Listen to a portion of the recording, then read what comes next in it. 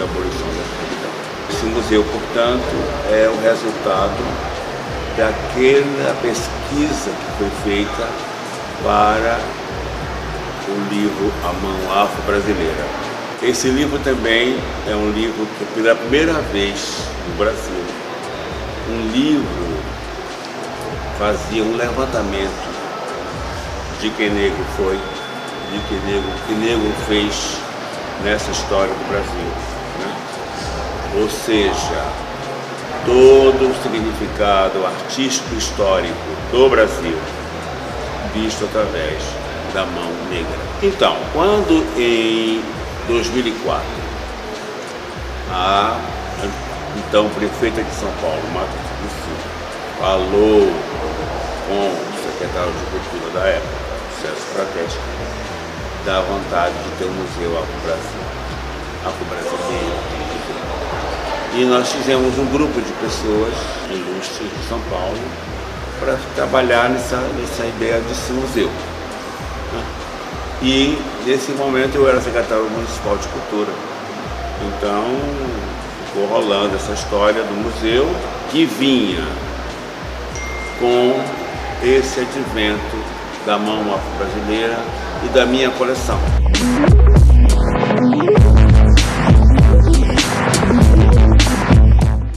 Então, o Museu Afro, enquanto instituição pública, acaba tendo o compromisso de estabelecer um espaço de diálogo, né? Não só de diálogo, mas também de formação.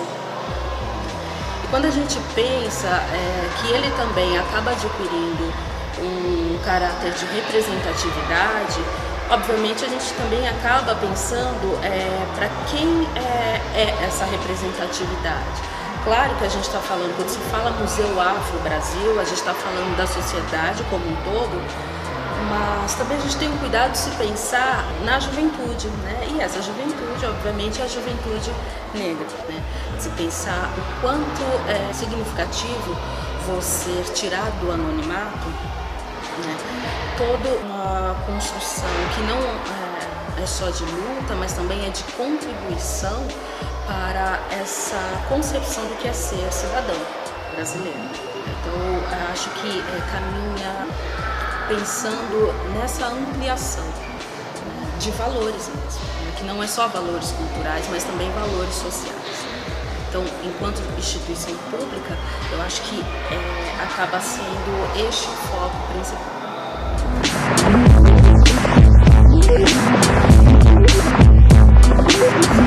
Estou aqui desde a inauguração da biblioteca. Fui contratado, na verdade, para organizar a biblioteca para ela ser inaugurada, né? E ela foi inaugurada no dia 13 de maio de 2005. Nesse momento, inaugurou a biblioteca, a lojinha e o Teatro Monte de Souza, né? E a biblioteca iniciou-se com 1.200 mais ou menos publicações, não só livros, catálogos, né, separados de livro, porque assim foi doado pelo Emanuel. O Emanuel contribuiu com mais ou menos, acho que 1.000 livros mais ou menos na época, né, 1.000 publicações, porque tinham revistas também, né. E também foram compradas algumas coisas do pesquisador, Carlos Eugênio Mato Gomes de Moura. Aí nós temos um sistema, né, temos um sistema de controle bibliográfico, que ele pode ser acessado quando você entra no site do museu, né? Aí você pode fazer uma pesquisa para ver o que nós temos, né, de material, de publicações que possam ser de interesse. E aí já tivemos até historiadores aqui visitando, que esses historiadores assim premiados aí, que vendem muitos livros, e vieram aqui por conta do nosso acervo. O nosso acervo não é só Brasil, ele também pega a América Latina, também os Estados Unidos, e mostra muito para a comunidade. Eu acho que é muito interessante, porque aqui nós reunimos livros que às vezes que na USP também pode ter, só que nós concentramos aqui. Então muito essa coisa da escravidão, assim, o histórico da escravidão, acho que nós temos aqui praticamente todos esses grandes autores, grandes pensadores. Então eu acho que essa biblioteca é muito rica, ela pode ser mais utilizada, gostaríamos que ela fosse mais utilizada. Por isso estamos convidando a todos que queiram vir, conhecer, saber um pouco mais, nos ligue, também nós atendemos, também pode falar com a gente por telefone, pode por e-mail, né? E estamos às ordens, porque ela é muito importante. E as pessoas que tem livros aqui que no Brasil, acho que tem alguns títulos E um dos pesquisadores aqui mesmo falou que nós só tem aqui. Então, são livros super importantes para a nossa história.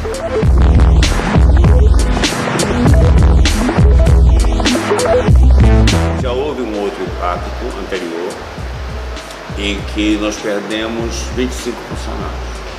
Então nós trabalhamos hoje com uma equipe muito reduzida de 60 funcionários, eu acho, mais ou menos, na medida que tem outros setores do museu que foram muito acertados. Por exemplo, nós temos a questão de educadores, só temos 10, né?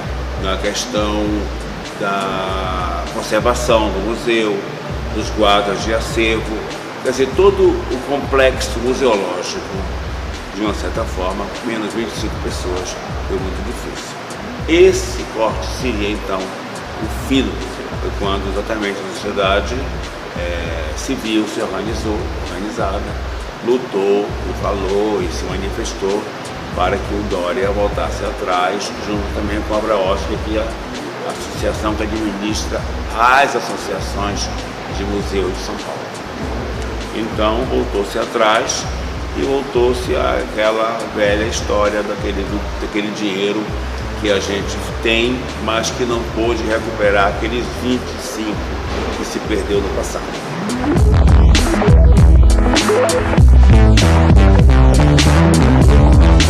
O museu, portanto, foi criado com a ideia de arte, história, arte e memória. História, arte e memória, ou seja, que possibilitasse, dentro desse espaço, mostrar esse fenômeno que é a história da arte brasileira, da cultura brasileira. Esses participantes da cultura, da literatura, da música, da poesia, da história, né? De nomes muito importantes que a própria história esquece, né?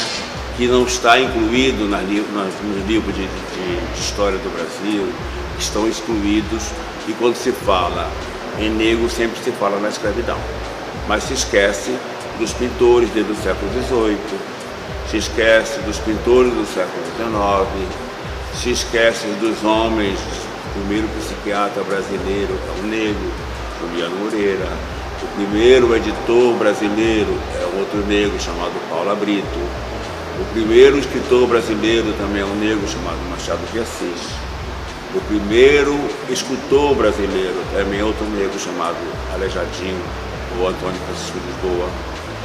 Então é isso, entendeu? É esse montante de contribuição que faz com que essa história afro-brasileira seja muito, muito, muito importante, e ela tem que ser muito revisitada. E esse museu possibilita isso, se revisitar o museu através deste acervo, através das exposições que a gente faz, temporárias, que criam um diálogo entre o térreo e o primeiro andar do acervo permanente. Então, o museu tem esse cabedal de história para ser contada, para ser visitada, para fazer autoestima, porque a função deste museu, verdadeiramente, é tocar nas pessoas, sobretudo negras, ou afrodescendentes, ou afro-brasileiras, na sua autoestima, para dizer que Teodoro Sampaio era negro, para dizer que Luiz Gama era negro, para dizer que Cruz Souza era negro, para dizer que João Cândido era negro. E essas pessoas foram muito importantes para formar essa brasilidade.